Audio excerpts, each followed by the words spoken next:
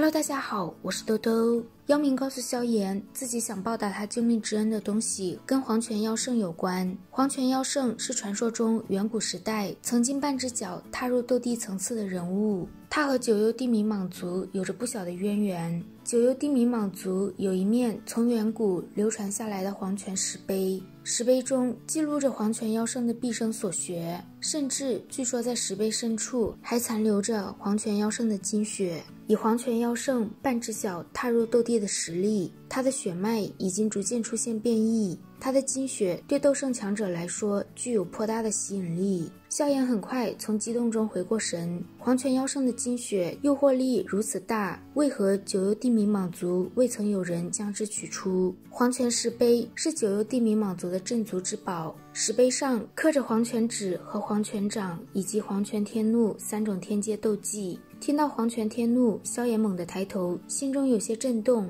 黄泉天怒是一种天阶高级的音波斗技，根据古籍记载，陨落在黄泉妖圣手中的巅峰强者10个有9个最后是被黄泉天怒生生的震碎灵魂而亡。天阶高级斗技是萧炎这些年首次遇到，按照他的猜测，他自己领悟的佛怒、轮回都比不上黄泉天怒。至于佛怒火莲，若是他能吞噬炼化金莲妖火，恐怕不比黄泉天怒弱。但黄泉天怒伤的是灵魂，要知道灵魂是人的根本，后遗症也比肉体上的伤势强上数倍。萧炎要是能将黄泉天怒修炼成功，就算是面对3星级别的斗圣强者，也能打他们一个措手不及。妖明告诉萧炎，因为黄泉天怒深藏在石碑深处，他们怕损坏其中的妖圣精血，不敢强行破开，所以他们根本就得不到修炼之法。妖明觉得别人或许无法得到黄泉天怒，但萧炎应该没有问题。黄泉石碑中有一丝黄泉妖圣的残余灵魂守护着，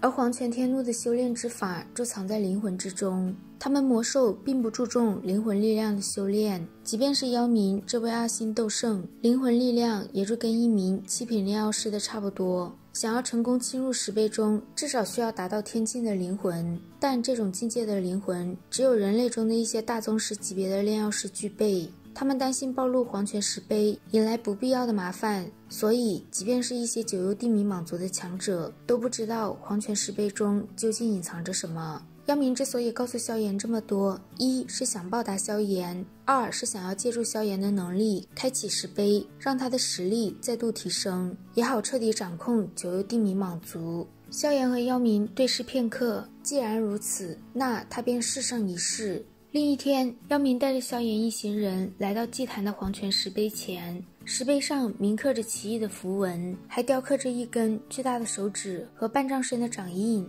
萧炎能感受到这上面有一种极端强横的灵魂威压。妖明郑重地对着石碑行了一礼。当年他的灵魂刚侵入石碑时就被震得吐血溃败，足足休养了半年。即便现在他的实力比当年强上很多，但他的直觉告诉他，再来一次下场也不会比当年好上多少。妖明嘱咐萧炎，若是发现有不对劲的地方就尽快退出。萧炎盘坐在石碑正前方的石墩上，灵魂进入石碑。随着萧炎进入空间深处，天空上的雷霆铺天盖地地轰向他，不过这些雷霆连萧炎的身都进不了，就直接被击溃。当最后一丝雷霆消失时，萧炎头顶上空涌现一片深黄色的云层，望着从云层中出现的巨大黄泉指，一股浩瀚的灵魂力量暴涌，和黄泉指对轰在一起。刚解决完黄泉指，萧炎下方的地面突然出现一个巨大的黄色手掌。萧炎将手掌震裂后，让黄泉妖圣直接现身，这些手段对他没用。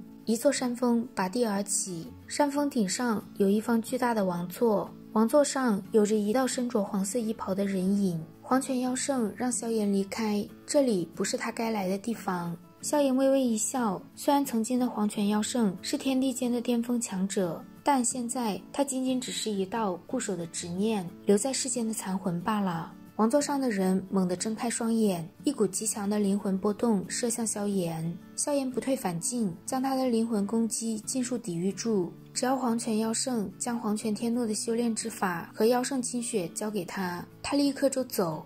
黄泉妖圣站起身，想要黄泉天怒和金雪先击败他再说。萧炎天境后期的灵魂是黄泉妖圣这些年见过的最强的，但他的灵魂已经超越了天境大圆满，达到了地境的存在。萧炎根本不是他的对手。萧炎心头一跳，这是他第一次听说有人能将灵魂修炼到地境。若面前的是黄泉妖圣本人，他还真不敢争。萧炎的身体瞬间膨胀，对着黄泉妖圣一掌轰了过去，无数巨大的手掌破地而出，但却都被萧炎生生地压制下来。黄泉妖圣发现萧炎的灵魂中竟然蕴有异火之力，连忙双手结出一道奇异的手印，然后将手印放在嘴边。随着黄泉天怒的施展，妖圣残魂周身隐隐形成一个足有1000丈庞大的无形身影。萧炎倒吸一口凉气，他没想到这缕残魂居然能施展音波凝聚成黄泉妖圣的真身。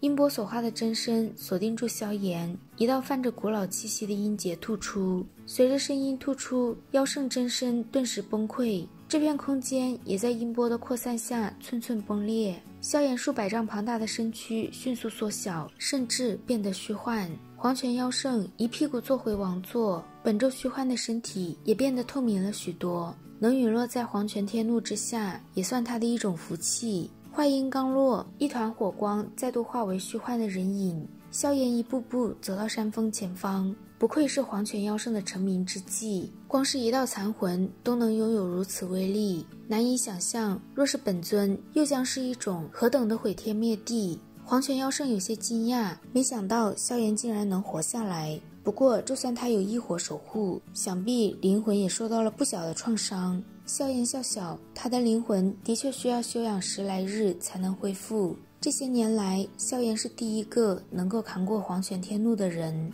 黄泉妖圣语气有些怅然，这一天总归还是来了。萧炎既然能承受住黄泉天怒，那他所要的自然也会给他。黄泉妖圣屈指一弹，一股灵魂波动悬浮在萧炎面前。片刻后，萧炎睁开双眼，脸上的笑意扩大。这一股股信息中不仅有黄泉天怒，还有着黄泉指和黄泉掌的修炼之法。萧炎连忙冲黄泉妖圣道谢。黄泉妖圣的使命便是等待人击败他，将他所学流传下去。他摊开手掌，一团金色液体出现，这就是属于黄泉妖圣的金血。黄泉妖圣语带迷茫和不甘地说，他修炼上千载，灵魂也已进入传说中的地境，但最后一步却依旧无法踏出。萧炎连忙拍马屁地说，他当年只是突逢大变，否则必能踏入斗帝之境。黄泉妖圣摇摇头，这天地间怕是不会再出现斗帝了。萧炎心头一惊，连忙问他为什么。好半晌后，黄泉妖圣望着无尽的幽空，似乎现在的天地间少了点什么。现在的黄泉妖圣只是一道残魂，失去了太多的记忆，而且它存在的时间太久了，所以他也不太清楚。黄泉妖圣看着掌心中的金血，手掌一挥给了萧炎。随着妖圣金血离体，黄泉妖圣的残魂也油尽灯枯，消散于天地之间。萧炎郑重地对着他躬身行了一礼，而后身形一颤，也缓缓消失在这片空间。盘坐在石墩上的萧炎猛地睁开双眼，脸色瞬间苍白。他应接了一记黄泉天怒的伤势，终于在此刻显露。黄泉石碑突然传出一道闷响，原本一指一掌印的上方缓缓现出一个嘴形，一种奇异的波动从嘴中扩散而出。妖民一愣，随后面露狂喜，急忙盘腿而坐，灵魂力量迅速蔓延。但他还来不及接受其中蕴含的信息，一股强悍的灵魂冲击便狠狠地撞击在他的灵魂之上，妖民直接被震飞，鲜血狂喷。他苦笑一声，看来他还是达不到修炼黄泉天怒的条件。萧炎让他不用急，黄泉天怒的修炼之法已经在石碑上，日后他达到了要求便能够修炼。妖民已经有些死心了，他如今已经是2星斗圣后期都不能修炼，等达到能修炼的条件，都不知道要等到猴年马月。妖民目光火热地看向萧炎，既然他打败了石碑中的残魂，想必妖圣金血也应该到手了吧。萧炎让他放心，自己不会吃独食的。金色血液出现在萧炎掌心中，他看向妖民，见者有份，彩铃3人也在此，分他们3份，应该没意见吧。妖民很清楚，如果不是萧炎，他连这点汤水都分不到，所以十分慷慨，随便萧炎分配便是。萧炎笑笑，他的纳戒中还留了一滴妖圣精血给药老，有这滴精血，药老从高级半圣踏入一星斗圣，倒也不是什么太困难的事。好啦，今天的视频到这里就结束了，我们下集再见，拜拜。